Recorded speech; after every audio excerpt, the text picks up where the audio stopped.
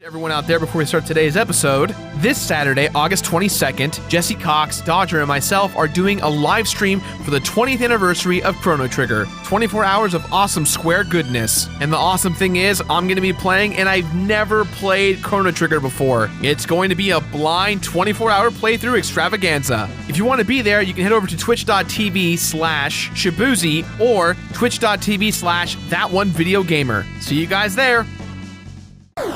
Yes!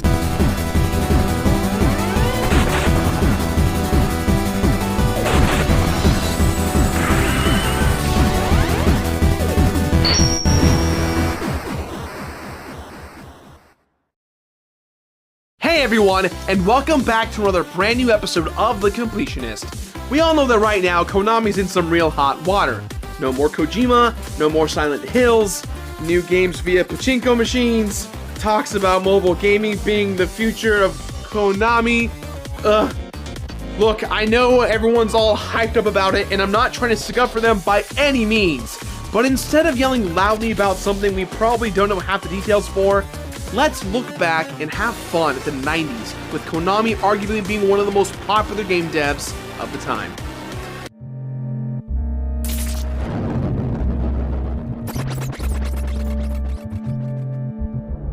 You know, for me, Castlevania has been something of an acquired taste, and I never even really liked it until I started doing The Completionist. With Castlevania 1 and Symphony of the Night under my belt, I wanted to keep the dream of playing the good ones alive. And after doing a little research, I found that everyone really loves Super Castlevania 4. Wait, it's a remake of the first one? Ah, damn it! Okay, well, yes, it's technically a remake, but it actually deviates quite a bit from the original source material. Here we go, time to ruin some Japanese names. Headed by Masahiro Unio. I'm just gonna call him Masahiro Uno. I'm sorry. Uno's a great game though. Super Castlevania 4 took what was great about the original Castlevania and gave it a nice coat of paint that obviously tricked me when I went to bat for this game. But we've gone too far at this point, so let's whip into action. So you get it? Because it uses a whip in the game, you guys. It's a joke. It's not a very good joke, but it's a joke.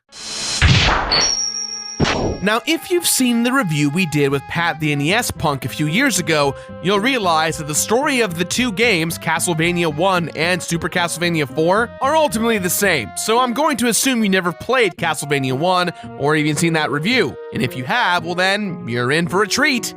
Probably. I don't know, go ask your parents for a treat. Luckily, the game gets us caught up to speed on the plot, but just in case you didn't want to wait reading a story for 2.5 minutes, I'll try to be a bit more informative than a wall of text. In the year of 1691 in Transylvania, it's time for the momentous return of Dracula. You know, the most famous vampire in the history of the world. Are you serious right now with this image? No! Dracula is way more well-known than that dude from Twilight. Well, historically at least. Actually, nowadays, I think everyone knows Edward Moore. How do you know his name? Who, Edward Cullen? Yeah. No reason. The lore goes on that every 100 years, the good in the world becomes weak, and the evil beings of the world work together to bring back the Dark Lord Dracula, along with a slew of other classic movie monsters. Oh dear God, it's hideous! Quick, change the image before I get movie flop residue on me! On the other side of the spectrum, we have the Belmont family, and in this case, Simon Belmont is currently the living legacy that must uphold the family tradition, hunting down and killing Dracula and all of his bad buddies. As the lore of Castlevania goes on, you end up playing as other Belmonts throughout history, but as this show goes on, we've only played 1 and Symphony of the Night, which we play as Alucard. And with this being a remake, we're still the Simon Belmont from before. But damn, dude, Simon Belmont must have been doing a lot of working out in between the NES and SNES Switch. Because, woo, the presentation makes me feel like we've entered a totally different game. Hashtag Buff Boys. Usually I would say it's the story that first grabs you, and when a game comes along with super compelling gameplay too, that's the icing on the cake. However, in the case of Super Castlevania 4, it's the game's graphics that really stand out. Up to this point, from Castlevania 1 through 3, everything's been pretty straightforward with the NES sprites. While they were incredibly impressive, compared to Super Castlevania 4, Super Castlevania 4 is just, well, more super. The use of color in Super 4 is remarkable. Simon Belmont is no longer an 8-bit blob boy, but a big confident buff boy with armor and a whip that will destroy all the evil in his way. The attention paid to every last detail of the enemies, the architecture, the backgrounds and landscapes, even things like the weather effects are just so fresh and so clean. Ain't nobody dope as me, I'm just so fresh and so clean. Ah, come on, everyone makes the moonwalking joke in this game. It's a staple. A lot of the credit here can be given to the Super Nintendo's Graphic Mode 7, a mode often used to try and emulate 3D graphics on the Super Nintendo. With Super Castlevania 4, it's used quite well, with foregrounds moving in different directions, that room that spins as you hang from it with your whip, and with this level, which, oh god, it's actually hard on the eyes for me. It's cool and all, but it makes me want to sprint through it as fast as I can. I'm not gonna throw up. The level designs, while similar to Castlevania 1, just feel a bit more lively than the previous version. Very rarely do the screens, let alone levels, look the same, creating a brand new experience for really any player, whether you've played the original or not. Also, the overworld view in this game alludes to the fact that the game takes place in one big castle, but based on different locations, it doesn't seem like it. Man, this is one diverse castle. And hey, included in some of the level designs are secret rooms. See, that's different. Different thing. Point for different things. Give me that point. You know, it's also different. This isn't a pachinko machine. Roasted. I will say, however, the music at first, in my opinion, isn't much to write home about. The first level's pretty rad, but the rest of the game goes for a more subtle atmospheric soundtrack. When you get towards the end of the game, though, you'll swing back into that nostalgic rush from the first 3 games. Except not the second one. Okay, actually, you know, the music in Simon's Quest is actually pretty good, but everything else, well, you know, AVGN. The enemy designs have gotten a pretty large upgrade too, to the point where you can now definitely always tell exactly what you're fighting. Overall, the presentation of the game could not be better. It's just so good. But guess what? The gameplay is secretly even better! Gameplay's better!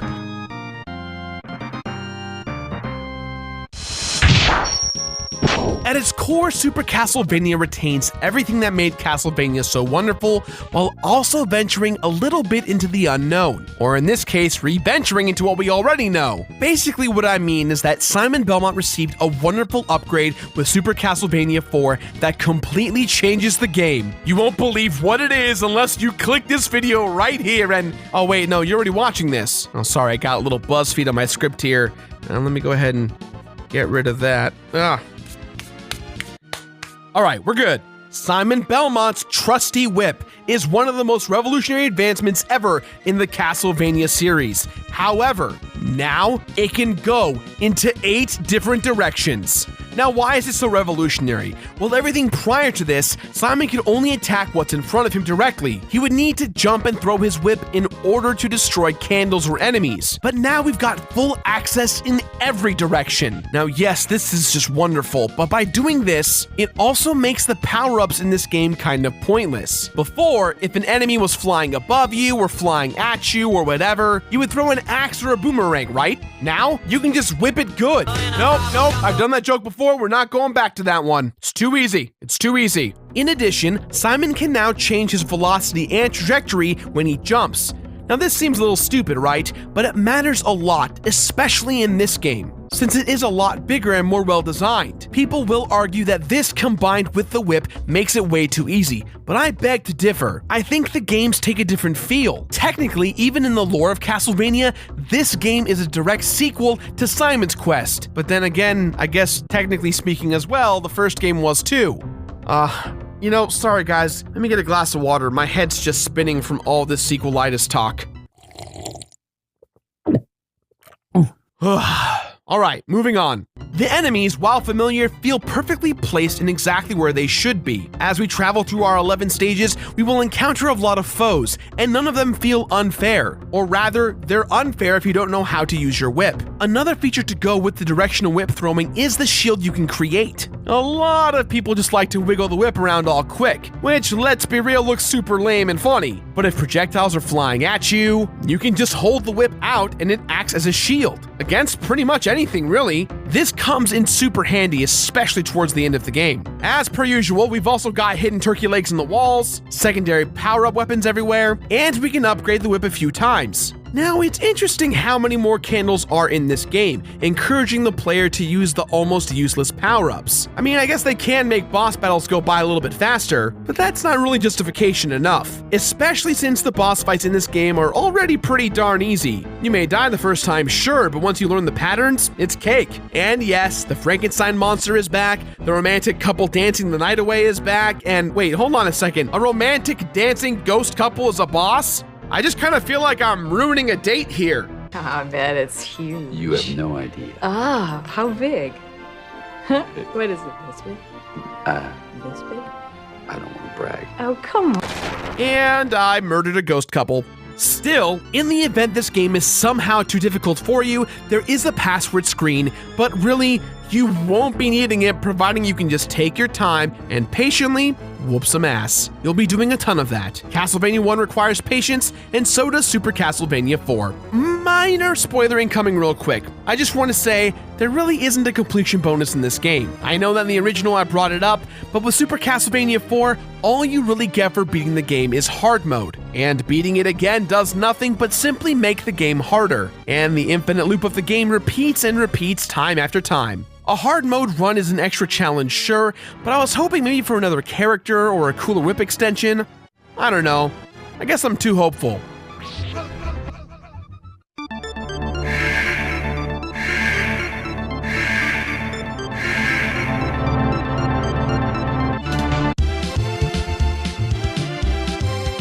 I'm going to give you one guess as to what happens when we reach the end of all the levels. Anyone?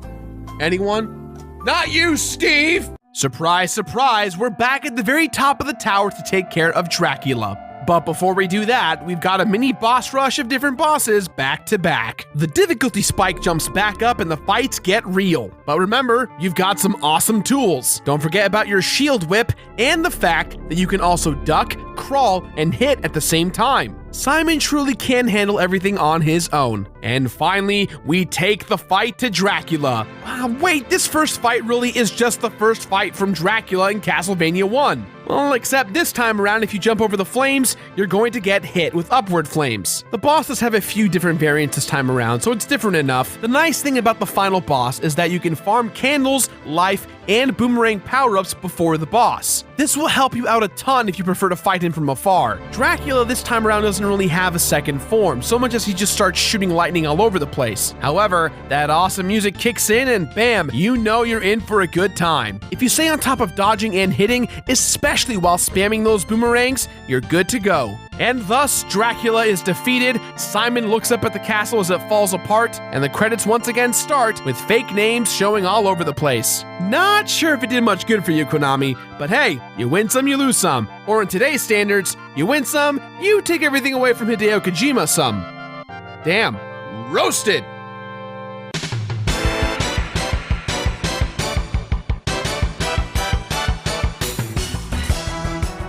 Super Castlevania 4 is the perfect Castlevania 1 game.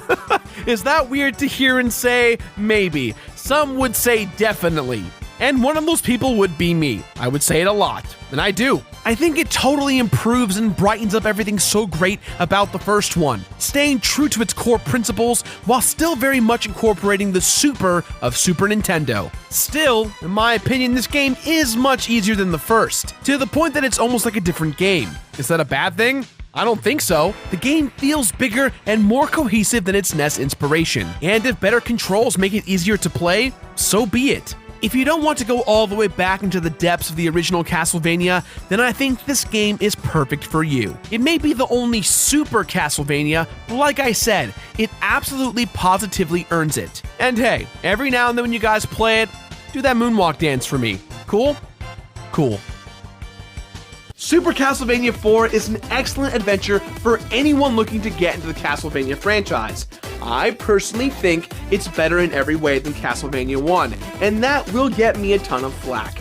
It's a bit of a bummer, however, that there's no real completion bonus, but at the end of the day, the game is plenty challenging and very fun. So, with that in mind, guys, I give this game my completionist rating of finish it. Finish it! I hope you guys enjoyed today's video. I apologize once again for being sickly sick, but I'm almost over it. If you like what you saw, do me a favor, click that subscribe button right there in the center. And if you want some more completionist goodness, we've got videos all over the place. Be sure to watch them to get that bass.